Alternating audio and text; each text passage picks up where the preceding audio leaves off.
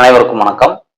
வில்லிவாக்கத்துல இந்த tiger fire ஒரிஜினா பிரச்சாரத்தின் போது என்ன நடந்துச்சு, இன்னைக்கு நம்ம அதை தான் பார்க்க போறோம். பார்க்கறதுக்கு முன்னாடி நீங்க ஈக்குவல் பிரிட்டி சேனலை சப்ஸ்கிரைப் பண்ணீங்கன்னா சப்ஸ்கிரைப் பண்ணிக்கோங்க. மறக்காம அந்த பெல் பட்டனையும் கிளிக் பண்ணிக்கோங்க.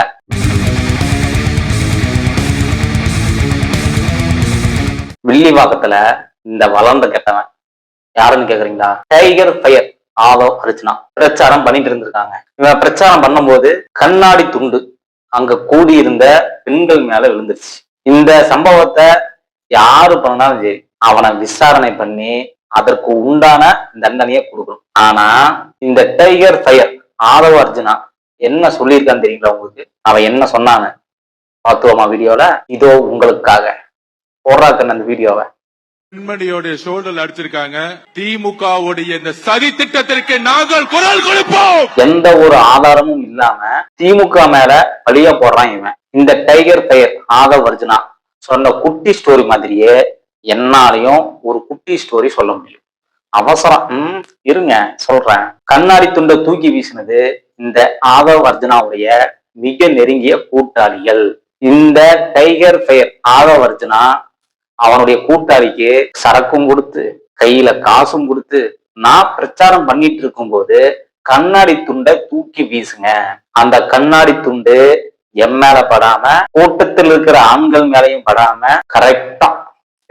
கரெக்டா பெண்கள் மேல படணும்னு சொல்லி கொடுத்து இந்த சம்பவத்தை பண்ணியிருக்கான் இந்த டைகர் ஃபயர் அர்ச்சனா. இதுதாங்க வில்லிவாக்கத்தில் நடந்தது. யாரெல்லாம் இந்த அர்ச்சனா சொன்னதை நம்புனீங்களோ இப்போ நான் சொன்னதையும் நீங்க நம்பணும். தொட்டத்துக்கெல்லாம் திமுக.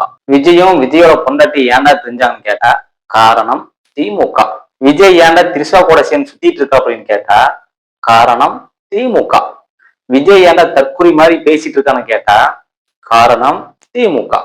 இவனுங்க ஏதோ ஒரு நாளைக்கு 1000 டைம் சொல்லிடுவாங்க நினைக்கிறேன், திமுக திமுக திமுக. நீங்க மக்களுக்கு என்ன நல்லது செய்ய போறீங்க அத சொல்லி ஓட்ட கேளுங்கிறானா திமுக. இத சொல்லியே ஓட்டு கேட்டுட்டு இருக்கானுங்க. உங்களெல்லாம் பேச விட்டதே தப்புடா. தேரகம் பிடிச்சவங்களா யார? விஜய். சரி, இந்த வீடியோவை பாருங்க. டைகர் ஃபயர் அர்ச்சனா அம்மான்டா பேசுறான். எவ்வளவுதான் அடிப்பீங்க, எவ்வளவுதான் அடிப்பீங்கன்னு கேக்குறேன். நாங்க பொறுமையா இருந்துகிட்டு இருக்கோம். திருப்பி அடிச்ச தாங்க மாட்டேன்னு சொல்லிட்டேன் நானு. அடுத்தவன் வீட்டு கேமராவில இருந்து 30 நிமிஷத்துல வீடியோ எடுத்த நீ கரூர் சம்பவத்துல 41 பேர் பலியானதுக்கு விஜய் பிரச்சார வாகனத்தில் இருந்த கேமரா புட்டேஜ் எடுத்து மக்கள் கிட்ட காமிக்க வேண்டியது தானே? நான் மக்களே பாருங்க, இதுதான் நடந்துச்சு கரூர்ல, அப்படி காமிக்க வேண்டியதானே? உனக்கு அந்த திராணி இருக்கா? உனக்கு அந்த தெம்பு இருக்கா? நீ தான் மனுஷனே கிடையாது. உனக்கு எப்படி திராணி இருக்கும், தெம்பு இருக்கும்? ஸ்டாலின் சார் திருப்பி அடிச்சா தாங்க மாட்டீங்க. மக்களே, இங்கதான் நாம ஒண்ணு புரிஞ்சுக்கணும். கரூர் சம்பவத்திலையும் சரி இப்பயும் சரி இந்த டைகர் ஃபயர் அர்ச்சனா தற்குறி தொண்டர்களை எமோஷனலா ட்ரிகர் பண்றான். அந்த தற்குறி தொண்டர்களை வன்முறை பாதைக்கு கொண்டு போக முயற்சி பண்றான். அப்படிதான் இந்த அர்ச்சனாவுடைய பேச்சு இருக்கு. இந்த அர்ச்சனாவுக்கிட்ட பணம் இருக்கு, அதிகாரம் இருக்கு, டெல்லி வரைக்கும் செல்வாக்கு இருக்கு.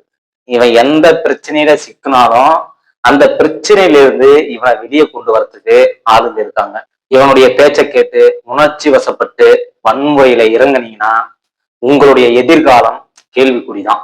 இந்த டைகர் ஃபயர் அர்ச்சனாவுடைய வார்த்தைகளை விட உங்களுடைய எதிர்காலம் ரொம்ப முக்கியம். தற்குறிகளா ஜாக்கிரதையா இருந்துக்கோங்க. அப்புறம் கடைசியில நீங்க தான் கவலைப்படுவீங்க. அந்த கண்ணாடி துண்டு யாரு வீசினாங்கன்னா ரித்விக்கும் அப்புக்குட்டியும் நெருங்கிய நண்பர்கள். இவங்க 2 பேரும் சரக்கு அடிச்சுட்டு சண்டை போட்டிருக்காங்க. அந்த சண்டையில இவங்க 2 பேரும் என்ன பண்ணிட்டாங்க, மாறி மாறி பாட்டில தூக்கி தூக்கி வீசி சண்டை போட்டிருக்கிறாங்க. அப்போ தவறுதலா ஒரு கண்ணாடி துண்டு அந்த இது கூட்டத்தில் இருக்கிற பெண்கள் மேல விழுந்துருச்சு. இது 2 பேரும் ஒரே மாதிரியே சொன்னதா காவல்துறையில இருந்து தகவல் சொல்லியிருக்காங்க. டேய் தற்குறிகளா, இப்பயும் சொல்றேன், இப்போ காவல்துறை யாருடைய கண்ட்ரோல் இருக்காங்கன்னா எலெக்ஷன் கமிஷன் அவங்களுடைய கண்ட்ரோல்ல இருக்காங்க. பார்த்துக்கோ. மறுபடியும் திமுக வந்த பொழந்து கட்டிடுவேன்.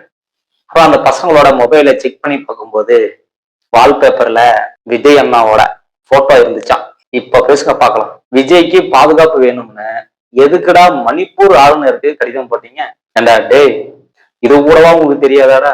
தொண்டன் தான் தற்குறியா இருக்கிறான்னு பார்த்தா தொண்டனுக்கு மேல தலைமையும் தற்குறியாதான் இருக்கு. விட்டா இவங்க வடகொரிய அதிபருக்கே கடிதம் போடுவாங்க போல. வடகொரிய அதிபர் அவர்களே, எங்களுடைய தலைவர் விஜயன் அவர்களுக்கு பாதுகாப்பு வழங்க வேண்டும் அப்படின்னு. தற்குறிகளா? ஒருத்தன் என்னடானா வேட்பு மனு தாக்கலுக்கு ஓட்டர் ஐடிய மறந்துட்டு போறான். இன்னொருத்தர் என்னடானா உள்துறை செயலாளருக்கு கடிதம் போடாம மணிப்பூர் ஆளுநருக்கு கடிதம் போடுறான்.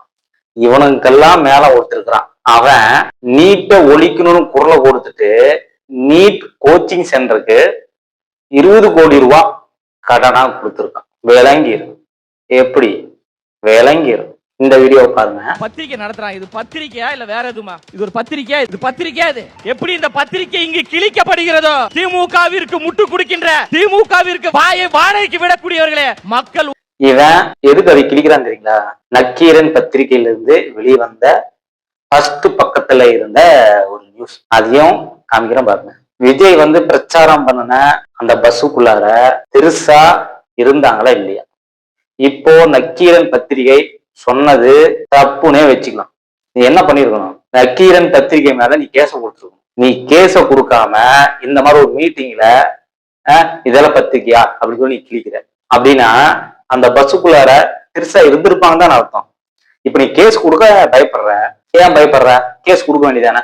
சரி, உன் மேல தப்பா ஒரு பொய்ய சொல்லி விட்டாங்க அப்படின்னு நீ என்ன பண்ணிருக்கணும்? நக்கீரன் பத்திரிகை மேல நீ கேச கொடுத்துருக்கணும். அதுதானே சரி. அப்படின்னே நீ பயப்படுற அப்படின்னா திருசா அந்த பஸ்ஸுக்குள்ள இருக்குதுன்னு தான் அர்த்தம். நீ இந்த மீட்டிங்ல போயிட்டு இந்த மாதிரி கிழிச்சு போட்டா மட்டும் இல்லைன்னு ஆயிருமா?